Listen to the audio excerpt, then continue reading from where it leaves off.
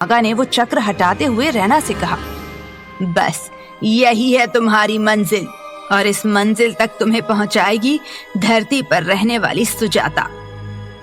सब कुछ जानने और समझने के बाद मासूम सी रैना आज निकल पड़ी थी अपने नए और एक अनजाने सफर पर। वो इस बात से बिल्कुल अनजान थी कि आगे उसकी जिंदगी में क्या क्या होने वाला था। मुंबई के एक बस स्टैंड पर रेड कलर की प्रिंटेड फुल लेंथ स्कर्ट के साथ फुल स्लीव्स का ब्लैक टॉप पहनी एक लड़की खड़ी किसी का इंतजार कर रही थी। उसके खुले बाल बार बार उसके चेहरे पर आ रहे थे। बड़ी बड़ी आंखों से इधर उधर देखती हुई वो किसी को ढूंढ रही थी। ये लड़की कोई और नहीं बल्कि अब तक डायन साम्राज्य में रहने वाली रैना थी। मागा ने पहले से ही मुंबई में उसके रुकने का इंतजाम अपनी खास एजेंट प्रोफेसर सुजाता के घर पर कर दिया था। सुजाता का बेटा नीरव बस स्टैंड पर रैना को लेने आने वाला था। कुछ देर के इंतजार के बाद रैना के सामने एक कार आकर रुकी। रैना ये देखकर थोड़ा पीछे हो गई। ये सब उसके लिए बिल्कुल नया था। मागा ने उसे तैयार तो किया था, लेकिन उसे वो पूरी तरह बदल नहीं सकती थी। नीरव ने अपनी कार उसके आगे रोकी जरूर थी, लेकिन उसे ये नहीं पता था कि ये वही लड़की रैना है। लेकिन तभी रैना की नजर नीरव के हाथों में अपने नाम के बोर्ड पर गई। वो समझ गई कि हो न हो इसे प्रोफेसर सुजाता ने ही भेजा होगा, जिसका जिक्र नानी ने किया था। रैना उसके पास गई और उससे पूछा, एक्सक्यूज मी, क्या तुम ही प्रोफेसर सुजाता के बेटे नीरव हो?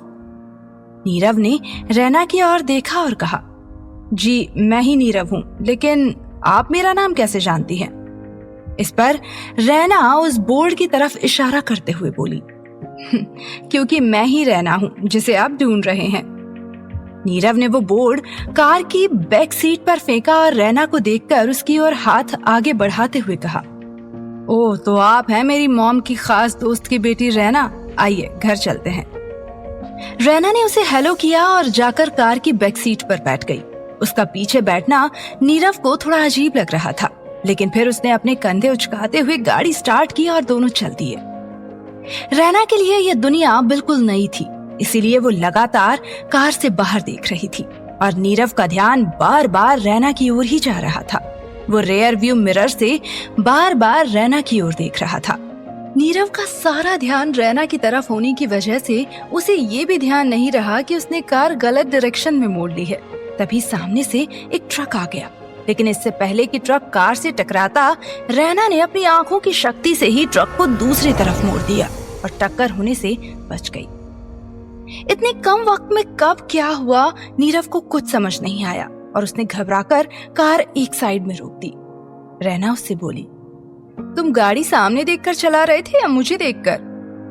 नीरव, जो अभी भी इस हादसे से बाहर नहीं निकला था, वो बोला, सॉरी रैना, वो दरअसल तुम जब छोटे बच्चे की तरह बाहर देख रही थी तो बहुत प्यारी और मासूम लग रही थी, इसीलिए मेरी नजर बार बार तुम्हारी ओर जा रही थी।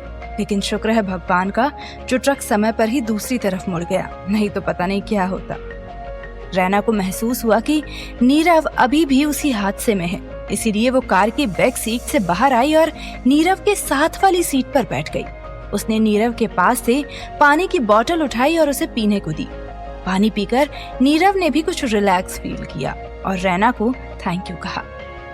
रैना ने उससे पूछा, अब ठीक हैं आप? नीरव ने हाँ में सिर हिलाया और फिर से कार स्टार्ट कर दी। ड्राइव करते हुए उसने रैना से पूछा, सो कहाँ से आई हैं आप? किस शहर से? डायन साम्राज्य से आई दावंश रैना अब क्या जवाब देगी नीरव को? क्या वो उसे सब कुछ सच बताएगी या फिर कोई मन गढ़ंत कहानी बनाएगी?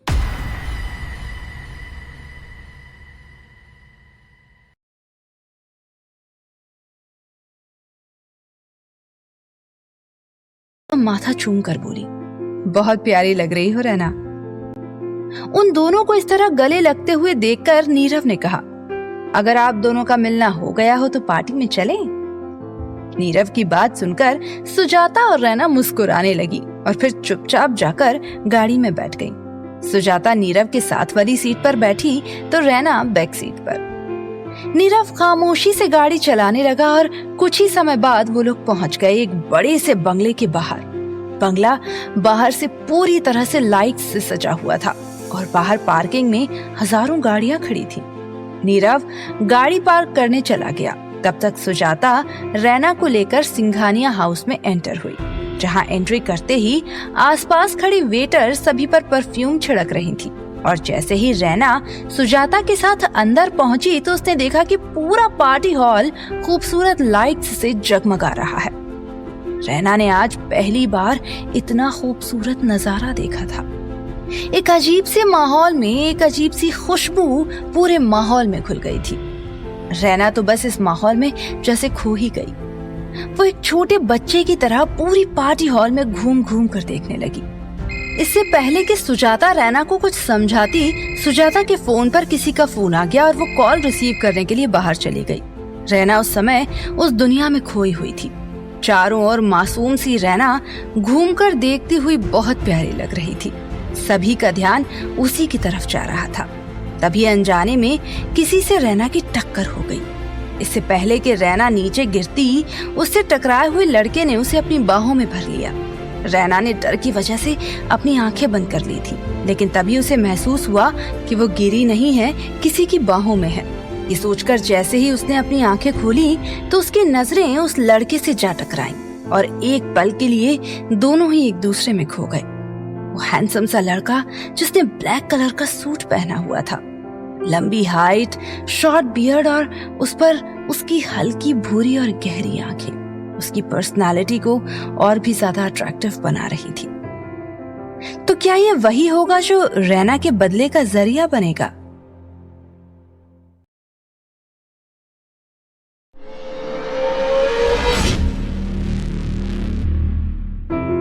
रैना उस हैंडसम लड़के की बाहों में थी और आज पहली बार किसी लड़के की छुअन को महसूस कर रही थी। उसके लिए ये एक अलग ही एहसास था, क्योंकि आज से पहले वो कभी किसी लड़के तो क्या, किसी लड़की के भी करीब नहीं गई थी। उसकी दुनिया तो सिर्फ उसके दोस्तों में ही रहती थी और उसके दोस्त थे तरह तरह के पंछी। इसीलिए एक पल के लिए तो रैना भी उसकी गहरी आंखों में खो गई, लेकिन फिर खुद को संभालते हुए उसने अपने आप को उसकी बाहों से आजाद किया और उसे थैंक यू बोलकर वहां से जाने लगी। लेकिन तभी उस लड़के ने रैना को आवाज लगाई, एक्सक्यूज मी। रैना ने मुड़कर उस लड़के की तरफ देखा और कहा, जी कहिए। वो लड़का जो शायद रैना की खूबसूरती को देखकर उसकी ओर अट्रैक्ट हुआ था, उसके पास आया और अपना हाथ आगे बढ़ाते हुए बोला, मेरा नाम वीर है, क्या मैं आपका नाम जान सकता हूँ? रैना ने मुस्कुराकर उसे देखा और बोली, जरूरी नहीं कि मैं हर अजनबी को अपना नाम बताऊं। वीर को रैना का ये एटीट्यूड बहुत पसंद आया। वो बोला, मैं अजनबी कैसे हो सकता हूँ? अभी भले ही आपने मुझे एटीट्यूड दिखाया, लेकिन कुछ मिनट पहले आप मेरी बाहों में थी। रैना को बिल्कुल भी उम्मीद नहीं थी कि वीर उसे इस तरह से जवाब देगा, लेकिन रैना भी कहाँ पीछे हटने वाली थी। वो भी जवाब में तुरंत बोली, एक मिनट, मैं आपकी बाहों में नहीं थी, आपने सिर्फ मुझे गिरने से बचाया था। वीर उसकी बात सुनकर मुस्कुराने लगा और बोला, तो ये एक ही बात हुई ना, तुम्हें बाहों में भरकर ही तो मैंने तुम्हें गिरने से बचाया। रैना उसके जवाब से कंफ्यूज हो गई और मन ही मन सोचने लगी, अजीब लड़का है, ये मुझे जानता भी नहीं, फिर भी बहस किए जा रहा है। रैना अपनी सोच में डूबी हुई थी कि तभी वीर फिर से बोला, क्या हुआ, कोई जवाब नहीं मिल रहा? मिलेगा भी नहीं, क्योंकि वीर सिंघानिया की बातों का जवाब किसी को भी नहीं मिल पाता। वीर ने उसे मुस्कुराकर देखा और वहां से चला गया। रैना वहां बुत सी बनी खड़ी उसे बाहर जाती हुई देख रही थी। उसे अंदर ही अंदर बहुत गुस्सा आने लगा था, लेकिन फिर भी वो खामोश ही रही। वहां नीरव बहुत देर से रैना और वीर को बातें करते हुए देख रहा था, लेकिन दूर होने की वजह से वो उनकी बातों को सुन नहीं पाया। इसलिए वीर के जाते ही वो रैना के पास आया और बोला, क्या हुआ रैना, कोई प्रॉब्लम है क्या?